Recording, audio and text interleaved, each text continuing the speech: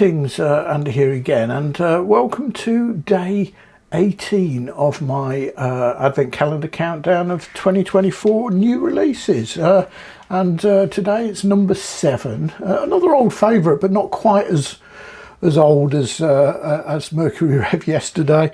And I'm talking about Public Service Broadcasting and their album The Last Flight, which is about Amelia Earhart, and this came out quite late on October, and this is what I said about it in my roundup in October. It is Public Service Broadcasting and their album The Last Flight. In fact, I've got the T-shirt for this album in there, but the graphics on the back, that's basically well, it's not that, it's a different graphic, but it's T-shirt graphic. I'm just trying to think, actually, I probably should have looked at this. Is there I think this is their 6th album, or is it their 5th? I can't remember now. I mean, it's either 5th or 6th. I should have counted it. And yet another one. They are incapable of producing a Duff album. And this album, called The Last Flight, is about the last flight of Amelia Earhart. So the whole album is that, and and back to is it prog?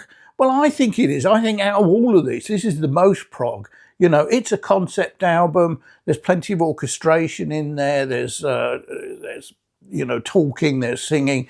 It's just a superb album. And on this one, I mean, they're famous, Public Service Broadcasting, for picking samples from old radio, public service radio.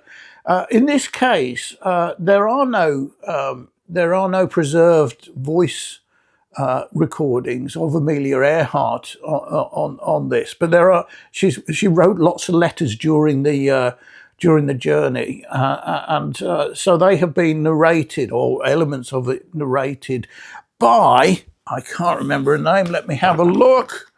Because in here we have a fabulous booklet with the story on there, all of the people involved in it, and then all of the lyrics and so on. And the person up here has got a photo on it.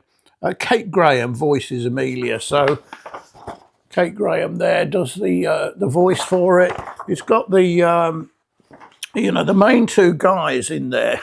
They're quite eccentric in a way, because they go by the name of Will Goose, Esquire, and the drummer just goes by the name of Wrigglesworth. No first name, that's it. And it's superb. There's orchestration in there, lots of strings. There's some singing. There's a voiceover. There's the Amelia voices. It's just one of those albums where it's a whole story from front to back, and it moves on. There's no sort of single track you would sort of pull out and just want to listen to it on its own. It's a real whole album, and it's beautifully done. And this one was, I got this directly from the band. There's a map in the middle of it, like that, and it came with a signed print of those two guys, plus the other sort of occasional members. And this is the first time I've ever had, well, it's a single LP, it's the first time I've ever had one of these, and it's a zoetrope. So and the sort of little graphic of the plane going round, which goes in a sort of spiral when it's on there. So technically, it's a picture disc, basically. And there is the odd crackle in there, but it's not too bad. It's fine, and it's a superb one. And it's yet again, this is in my, it's one of about 10, which is in my top 5 at the moment. Let me put that.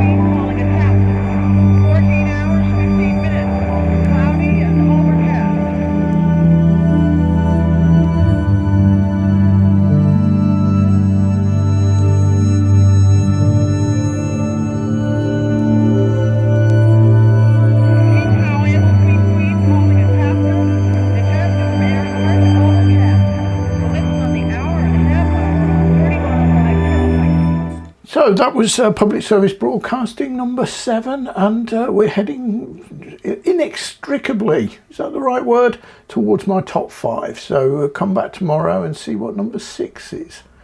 Thanks for watching. Cheers.